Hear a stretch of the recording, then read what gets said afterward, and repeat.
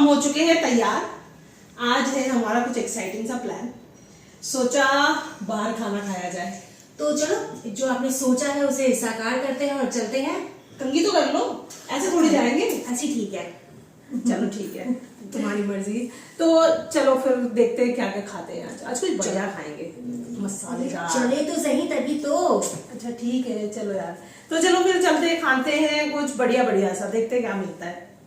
वैसे तो हमारे लिए नई जगह है, तो विल एक्सप्लोर। स्टे ट्यून्ड, कम।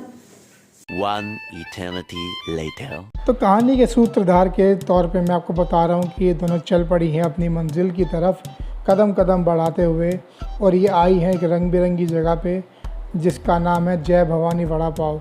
हमने वहाँ पे बोर्ड लगा था, उस पर पढ़ा कि इनकी बहुत सारी ब्रांचेज हैं और ये खुला हुआ भी था। कैमरे से फटाफट से हमने इनके किचन के दर्शन किए कि ये कैसे खाना बना रहे हैं। किचन तो काफ़ी साफ़ था, देखने में अच्छा भी लग रहा था। तो पहली डिश मंगाई गई वहाँ से वड़ा पाव, मुंबई का फेमस वड़ा पाव जिसे दिल्ली में एंजॉय किया जा रहा था। ये दिखने में तो बेहद खूबसूरत थे, बहुत ही आकर्षक थे, मनमोहक थे, मुंह में पानी आ रहा था। लहसुन की सूखी चटनी डालने के बाद इसको खाया गया। बहुत मशक्क़त करी गई इस पैकेट को दांत से फाड़ने में, लेकिन वो पैकेट था कि टस से मस नहीं हुआ और उसने अपने आप को हिलने नहीं दिया। दूसरी तरफ हमारी दूसरी नायिका दिव्या अपना भोग लगा चुकी थी वड़ा पाव पे और कह चुकी थी कि बहुत बढ़िया है। और हमारी पहली नायिका श्री श्री श्री श्री 1000 प्रणीता दास, वो लगी थी पैकेट फाड़ने में अभी भी।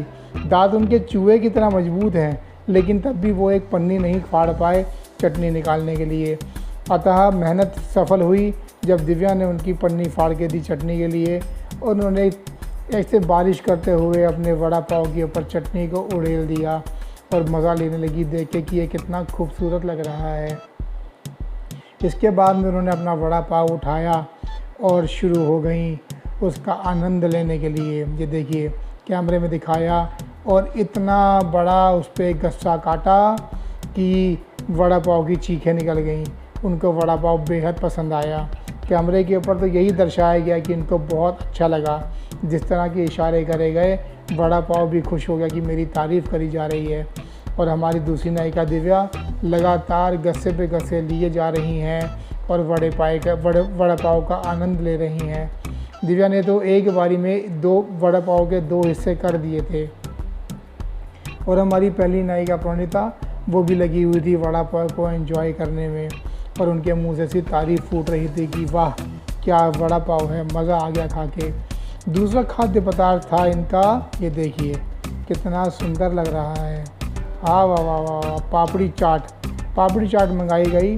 अभी आप देखिएगा इन्होंने इसको जिस तरह से ग्रहण किया, और ग्रहण करने के बाद हमारी दूसरी नायिका दिव्या ने बहुत ही अच्छा उसका वर्णन किया। लेकिन प्रणीता दास, हमारी पहली नायिका, उनका मुंह उतर चुका था, उनको वो आनंद नहीं आया था जो पापड़ी चाट खाने के बाद किसी को आता है।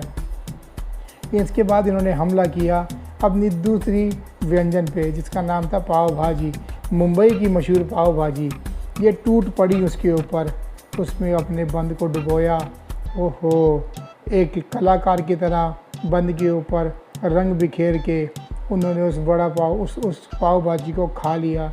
दूसरी तरफ हमारी नायिका दिव्या, वो लगी हुई थी पापड़ी चाट का आनंद लेने में। उनको भी मन किया कि इस आकर्षित पाव भाजी का आनंद लिया जाए, जो उन्होंने पूर्ण तरीके से लिया, और ये लगी हुई हैं दोनों खाने में। इनको देख के मेरा भी मन कर रहा है कि मैं भी खा लूँ, क्योंकि बेहद स्वाद था वो व्यंजन। पाव भाजी का जो वर्णन इन्होंने बाद में मेरे सामने किया, मुझे बाद में लगा कि मुझे भी खाना चाहिए था। मैं इस स्वाद से, इस कला से वंचित रह गया कि इसकी रंग, ये स्वाद मेरे मुंह में क्यों नहीं आए। देखिए उन्होंने इसके ऊपर किस्सा नींबू निचोड़ा।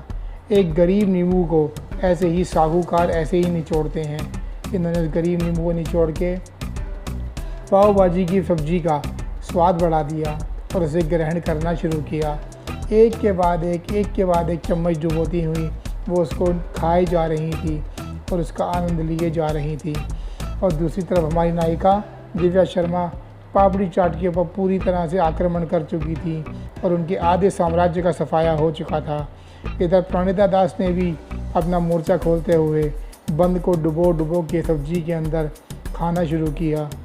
ऐसे भक्षक की तरह वो सब्जी और बंद को खा गई और मैं देखता रह गया कि काश मुझे भी खाने को मिला होता, लेकिन वो हर चम्मच के साथ जिंदगी हो तो ऐसी हो। आनंद ले रही थी उस पाव भाजी का। तीसरा व्यंजन जो इन्होंने लिया वो था गोलगप्पे। मुंबई के मशहूर पानी पूरी, बंगाल के मशहूर पुचका, और बारी बारी करके इन्होंने गपा गप करके वो गोलगप्पे, वो पानी के बताशे निगल लिए। और मैं मूर्खानंद की तरह खड़ा हुआ उनकी शक्ल देख रहा था कि काश मेरे को भी ये पूछे जाते तो मैं भी एक गोलगप्पे का स्वाद ले लेता। लेकिन निर्लजता की हद हो गई कि जितने भी गोलगप्पे थे ये दोनों के दोनों खा गई और मुझे एक भी नहीं पूछा। मेरा कैमरामैन और मैं देखते रह गए। मिलते हैं अगले भाग में, दिखाऊंगा और क्या क्या खाए।